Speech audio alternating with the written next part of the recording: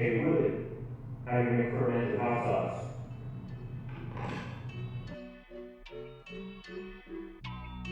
Okay, grab whatever hot peppers you're going to use. I grew these cayens like a year ago and forgot about them in the freezer, so that's what I'm using. I always glove up when I do this because that hot stuff is going to stick to your fingers, and if you accidentally itch your eyes or anything else, it's not going to feel very good. All you got to do here is take all the stems off. The seeds are all good. And you're going to have to do a teeny bit of math right here. We're looking for 2.5% salt compared to the weight of the peppers.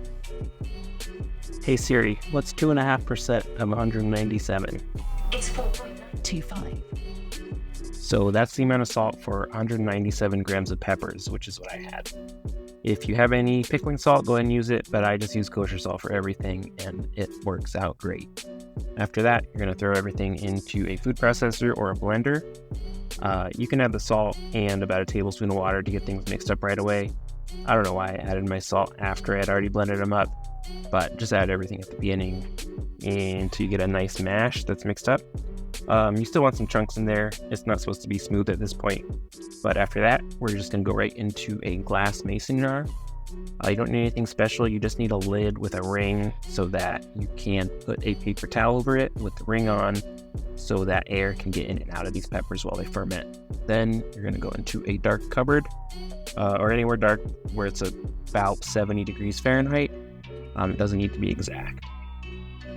Check it after 2 days, and we're going to look for any mold. If you see some white mold on top, that's no problem. Just scrape it off and then mix your whole mash up again. Then just check your peppers about every day for 8 days. You'll see some bubbles, hopefully, and that means there's some action going on, which is a good thing. All right, our peppers have been fermenting for a week, so we can finally finish our hot sauce. Let's check them out. Mine looked about the same every time I checked them. I didn't get any mold during this whole process, but again, I have before, and it will be just fine. I did have a lot of bubbles going on the whole time, which is a good sign that fermentation was going on. So now our peppers are nice and fermented. They smell sweet, a teeny bit funky in a good way. So we're just going to finish it up in a blender. You could do this also in a food processor if you don't have a blender. Add about 1 cup of distilled white vinegar into your blender with the peppers, and that's really the only ingredients here. Now I'm just going to blend this up on high. I am going to strain this, so you don't need it to be perfectly smooth, but it's going to allow us to get more extracted out of these peppers, and you'll have less mash that you're going to end up getting rid of in the end.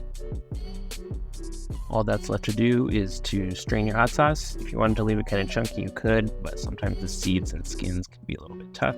So I like a smooth one that I can put into a dropper. So find a cool jar and you're good to go. Enjoy.